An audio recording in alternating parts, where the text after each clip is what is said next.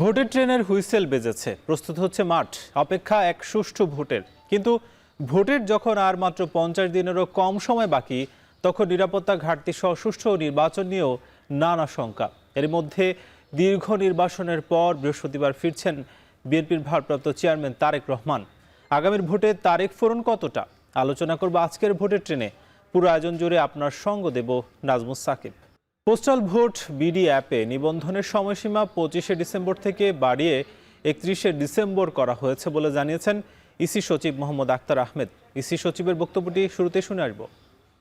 Postal vote BD এই অ্যাপে নিবন্ধনের সময়সীমা 25শে ডিসেম্বর পর্যন্ত নির্ধারিত ছিল। এটা আমরা এক্সটেন্ড করে 31শে ডিসেম্বর পর্যন্ত নির্ধারণ করা হয়েছে। এটা আগামী শনিবার আমরা বাংলাদেশ ব্যাংকে অনুরোধ করেছি তফসিল ব্যাংকগুলোকে খোলা রাখতে, যাতে নমিনেশন পেপার সাবমিশনের সাথে যে প্রাসঙ্গিক বিষয়গুলো থাকে, ব্যাংকের ট্রানজ্যাকশনের কোনো বিষয় থাকলে সেটা যেন সম্ভাব্য প্রার্থীরা বা তাদের এজেন্টরা ঠিক মতন সম্পন্ন করতে পারেন। এদিকে কোনো দল বা প্রার্থী আচরণবিধি লঙ্ঘন করলে ইসিকে তাৎক্ষণিকভাবে পদক্ষেপ নেওয়ার আহ্বান জানিয়েছেন এনসিপি। ফেব্রুয়ারির 12তে যে ইলেকশনের ডেট ঘোষণা হয়েছে, সে তারিখেই যাতে ইলেকশনটা আমরা সম্পূর্ণ করতে পারি এবং নির্বাচন কমিশনের এই ব্যাপারে কি পদক্ষেপ আছে সে বিষয়ে আমরা জানতে চেয়েছি। ওনারা আমাদেরকে ইনফর্ম করেছে যে 3 বাহিনী প্রধানকে ওনারা ডেকেছেন, কথা বলেছেন তাদের সাথে, তাদের সে সক্ষমতা রয়েছে। তারা আগামী ফেব্রুয়ারি 12 তারিখে ইলেকশনটা আয়োজন করতে চাচ্ছেন। আমরা জাতীয় নাগরিক পার্টির পক্ষ থেকে বলেছি যাতে এই ঘোষিত ডেট যেটা আছে এটার পরবর্তীতে যাতে ডেট না পিছায়, যাতে ইলেকশনটা যথাসময়ে অনুষ্ঠিত হয়। তারেক রহমানের দেশে আসাকে স্বাগত জানিয়েছে সরকার। নিরাপত্তার বিষয়টি গুরুত্বের সঙ্গে দেখা হচ্ছে বলে জানিয়েছেন প্রধান উপদেষ্টার প্রেস সচিব শফিকুল আলম। বাংলাদেশের প্রত্যাবর্তনকে স্বাগত জানাই এবং তার যে প্রয়োজনীয় যে সিকিউরিটি সেটার বিষয়ে যতটুকু তারা চাচ্ছেন, যে সমস্ত মেজার পলিটিক্যাল বিএনপির সাথে কথা বলেই সেগুলো বিষয়ে লুক আফটার করা হচ্ছে। আমরা আজ আলোচনা করব ভোটে তারেক ফোরন নিয়ে। আলোচনার জন্য ঠিক কিছুক্ষণ পরে আমাদের সঙ্গে যুক্ত হবেন রাজনীতি বিশ্লেষক অধ্যাপক সাব্বির আহমেদ। তবে তার আগে নিব ছোট একটা বিরতি, ফিরছি কিছুক্ষণ পর। বিরতির পর স্বাগত, আপনারা দেখছেন ভোটের ট্রেন। RICL TMX, যুগের পর যুগ স্থাপনা থাকে মজবুত। VRM প্রযুক্তির RICL TMX। আজকের আলোচনার শিরোনাম ভোটে তারেক ফোরন। আলোচনার জন্য স্টুডিওতে যুক্ত হয়েছেন রাজনীতি বিশ্লেষক অধ্যাপক সাব্বির আহমেদ। স্যার, আপনাকে স্বাগত আমাদের ভোটের ট্রেনের আয়োজনে। শুরুতে একটু জানতে চাই, যেহেতু রাত পোহালেই বলা যায় যে তারেক রহমান আসলে দেশে ফিরছেন, ভোটের আগে তিনি যে ফিরছেন তাতে কি নির্বাচনে কি ধরনের প্রভাব আমরা দেখতে পারি? অসংখ্য ধন্যবাদ। দীর্ঘ 18 বছর পর বাংলাদেশের প্রতিশ্রুতিশীল রাজনীতিবিদ আমি বলবো জনাব তারেক রহমান লন্ডনে তার দীর্ঘ সময় পার করে তিনি দেশে ফিরছেন। ঠিক যে সময়টাতে তিনি ফিরছেন ঠিক 2 মাস পরেই আমাদের ত্রয়োদশ জাতীয় সংসদ নির্বাচন, এবং আমরা জানি যে বেশ খানিকটা সময় ধরেই তিনি যে দলটিকে নেতৃত্ব দিচ্ছেন, বাংলাদেশ জাতীয়তাবাদী দল, এই মুহূর্তে বাংলাদেশের সর্ববৃহৎ দল, যে দলটি একটা দীর্ঘ সময় ধরে নানা রকম অভ্যন্তরীণ কোন্দল, নানান রকম দলীয় শৃঙ্খলা বিরোধী কর্মকাণ্ডে অনেকেই লিপ্ত হয়েছিল, এবং তিনি আসার ফলে আমার ধারণা যে তার যে দৃশ্যমান উপস্থিতি, এটা দলের যে শৃঙ্খলা, সেই শৃঙ্খলা ফিরিয়ে আনতে সবার আগে সবচেয়ে গুরুত্বপূর্ণ ভূমিকা পালন করবে, যেটা এই মুহূর্তে ভোটের আগে বিএনপির জন্য প্রয়োজন বলে আমি মনে করি। কিন্তু স্যার, আমরা তো দেখছি যে খালেদা জিয়া দীর্ঘ সময় ধরে অসুস্থ এবং তিনি এখন এভার কেয়ারে আছেন, এবং দলীয় যারা নেতাকর্মী তাদের মধ্যে যে উদ্দীপনার যে ব্যাপারটা, এবং নির্বাচনের আগে আমরা যদি যেগুলো আসলে ভ্যালিড নির্বাচন বলা যায়, তার আগে তফসিল ঘোষণার পর যে উদ্দীপনা উৎসাহ ছিল, সেটা কি আসলে এবার দেখতে পাচ্ছেন, কিংবা তারেক রহমান আসার পরে সেটা আসলে কতটা বাড়তে পারে? না, দেখুন, আমি তো উদ্দীপনা দেখছি, এইটা এখনো একটা শান্ত পরিবেশে উদ্দীপনাটা কাজ করছে, এবং আমি আশা করি যে যখন আপনার নমিনেশনটা চূড়ান্ত হবে এবং তো প্রচারের সময়টা চলে আসবে, তখন ওই সময়টাতে আপনার নির্বাচনী প্রচারণার যে উত্তেজনাটা, সেই উত্তেজনাটা বাড়বে। মানে আমি বলছি যে এর যে ফেস্টিভ মুডটা, এই ফেস্টিভ মুডটা তৈরি হবে।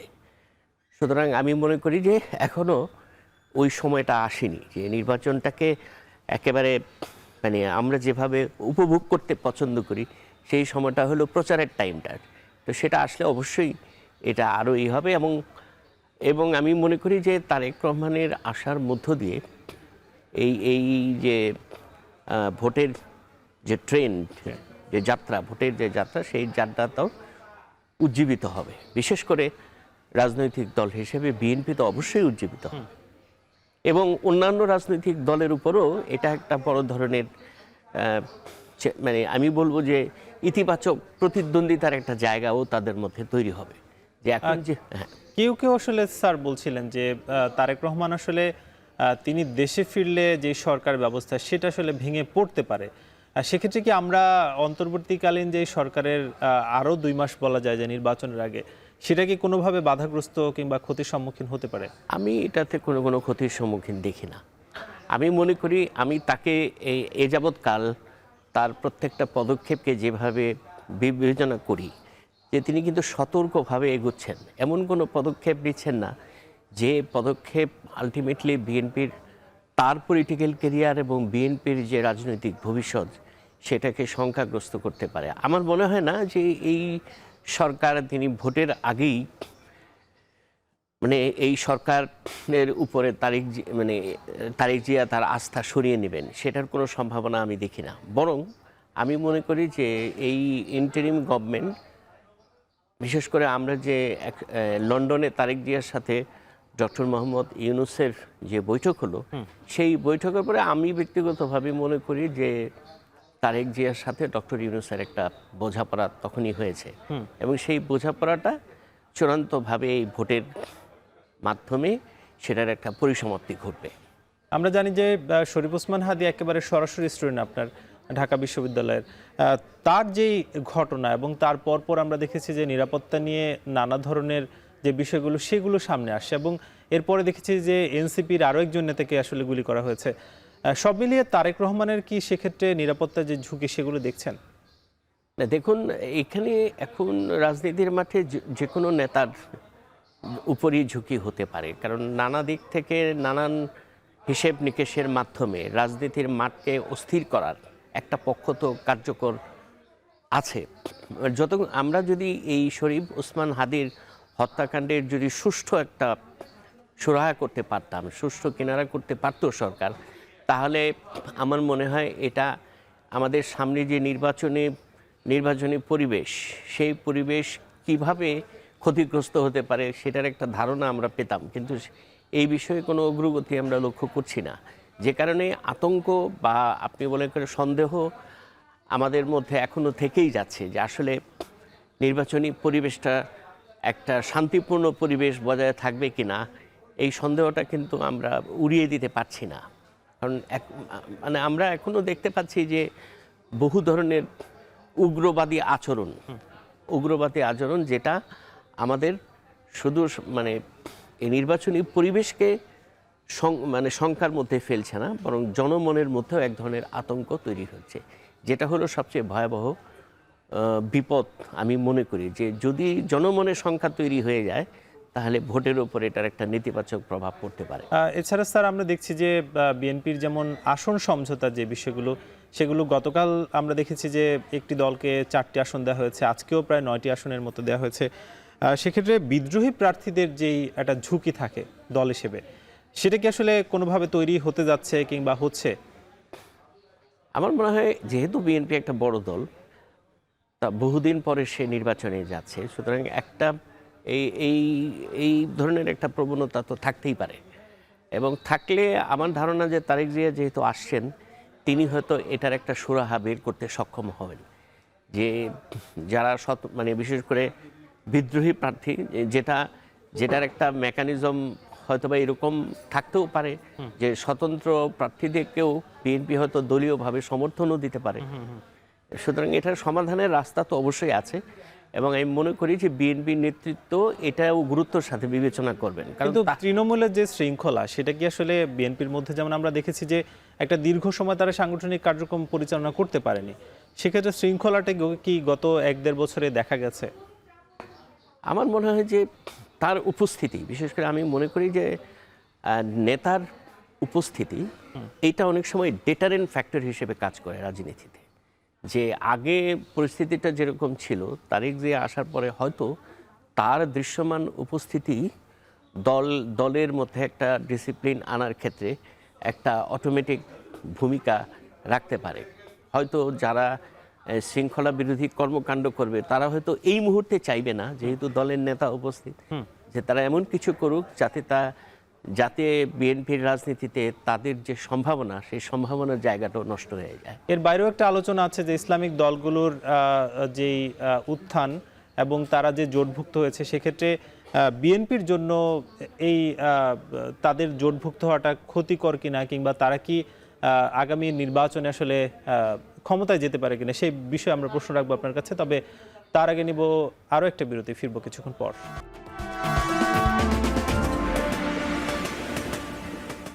বিরতির পর স্বাগত, দেখছেন ভোটের ট্রেন, সঙ্গে আছি নাজমুস সাকিব। আমরা আজ আলোচনা করছি ভোটে তারেক ফোড়ন। আলোচনার জন্য স্টুডিওতে যুক্ত আছেন রাজনীতি বিশ্লেষক অধ্যাপক সাব্বির আহমেদ। স্যার, আবারও আপনাকে স্বাগত জানাচ্ছি। আমরা বিরতির আগে কথা বলছিলাম যে ইসলামিক দলগুলোর একটি জোট হয়েছে এবং বলা হচ্ছে যে এবার তাদের ভোটের যে অঙ্ক সেটা অনেক বেশি বেড়েছে। সব মিলে আসলে আগামীর ক্ষমতায় কি আমরা তাদেরকে দেখতে যাচ্ছি কিনা, কিংবা কি বলবেন, কি বিশ্লেষণ আসলে? এ পর্যন্ত যতগুলো সার্ভে বেরিয়েছে, সেই সার্ভেগুলোতে এখনও ওইরকম কোনো সিদ্ধান্তে আমি মানে ওই সার্ভেগুলো যে ফাইনালি এই ধরনের কোনো সিদ্ধান্ত এসছে যে ইসলামিক দলগুলো ক্ষমতায় যাওয়ার, সেটা তো আমরা দেখিনি এখন পর্যন্ত। দেখিনি। আরেকটা জিনিস হলো যে স্পেসিফিক দলের ক্ষেত্রে দেখেছি। হ্যাঁ, আরেকটা বিষয় হলো যে বিএনপি একটা অভিজ্ঞ রাজনৈতিক দল। অতীতে সে বহুবার সরকার গঠন করেছে, সরকারে সে সুতরাং তার যে অভিজ্ঞতা, প্লাস সারা দেশের 300 আসনে একটা উইনিং যে কম্বিনেশন, প্রার্থীর যে উইনিং কম্বিনেশন, এইটা যদি আমি বিচার বিশ্লেষণ করে দেখি, তাহলে তো আমার কাছে মনে হয় যে আমি পাল্লাটা এখনও বিএনপির দিকেই আমি হিসেব করে বলবো। কারণ আপনি যদি জামাতের নমিনেশনের দিকে তাকান, সেই নমিনেশনে অধিকাংশই কিন্তু প্রায় মানে 80% না হলেও 50 to 60% তারা তরুণ মুখ, নতুন মুখদেরকে আপনার নমিনেশন দিয়েছে।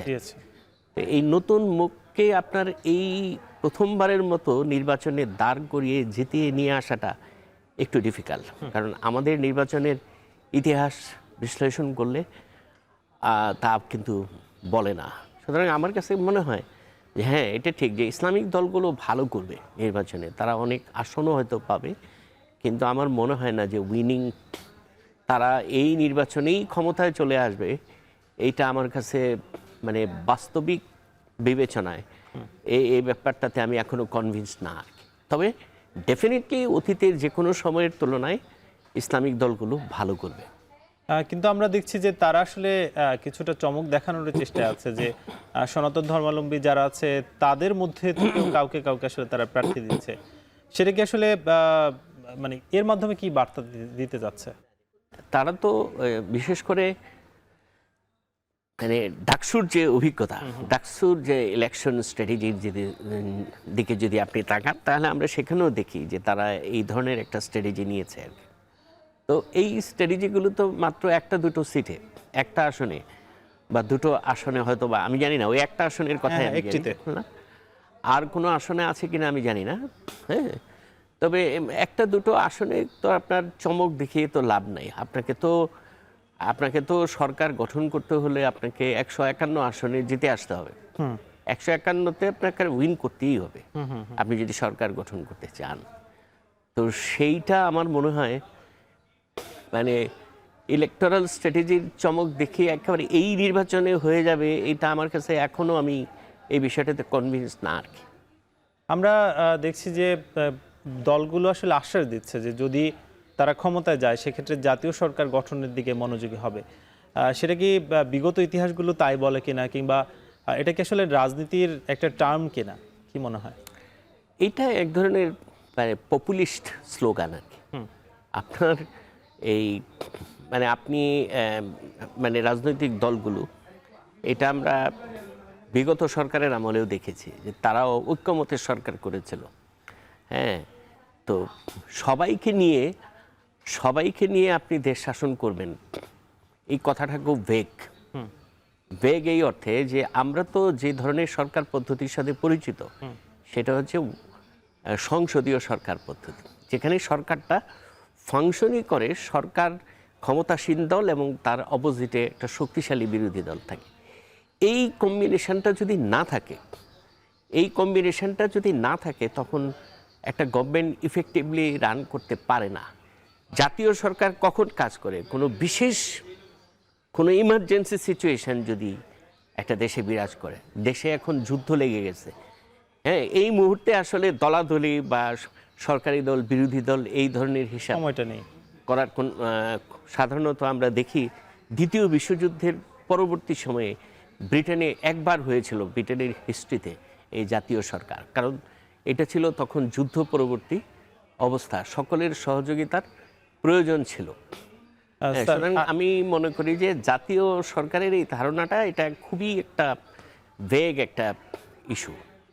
সবশেষে একটু জানতে চাই যে আইন শৃঙ্খলার যেহেতু আমরা সার্বিকভাবে এখনো উন্নয়ন দেখছি না বলা যায়, সেক্ষেত্রে এর মাঝে সুষ্ঠু নির্বাচন কতটা সম্ভব? দেখুন, আমি মনে করি যে 12ই ফেব্রুয়ারি যে নির্বাচন, এটা আমার একটা ব্যক্তিগত অবজারভেশন, নির্বাচনটা হবে, কিন্তু কি ধরনের নির্বাচন হবে এই প্রশ্নটার কোনো সলিউশন হয়তো আমরা শেষ পর্যন্ত দেখতে পাবো না।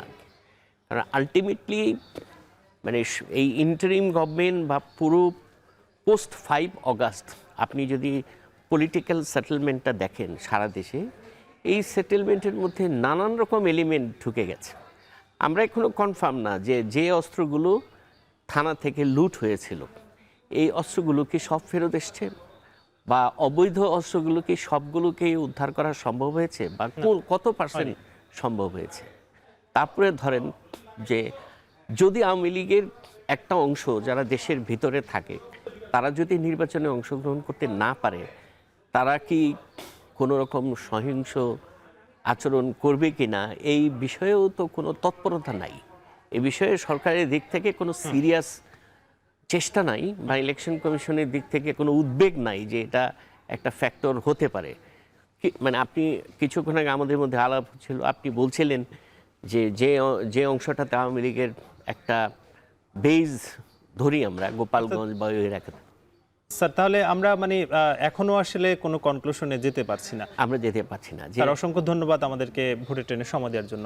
আমরা নিব ছোট একটা বিরতি, ফিরে আমরা তৃণমূলে যুক্ত হব ময়মনসিংহ থেকে।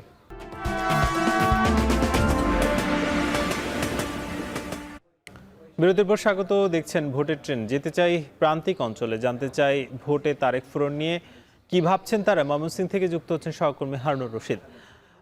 হারুনুর রশিদ, জানতে চাই যে যারা আসলে ভোটার আছেন ময়মনসিংহের, আগামীকাল যেহেতু তারেক রহমান আসছেন, সেক্ষেত্রে বিএনপির যারা নেতাকর্মী আছে তাদের মধ্যে উৎসাহ উদ্দীপনা কেমন দেখছেন, এবং অন্যান্য যারা রাজনৈতিক দল আছে তাদের বক্তব্যটা কি?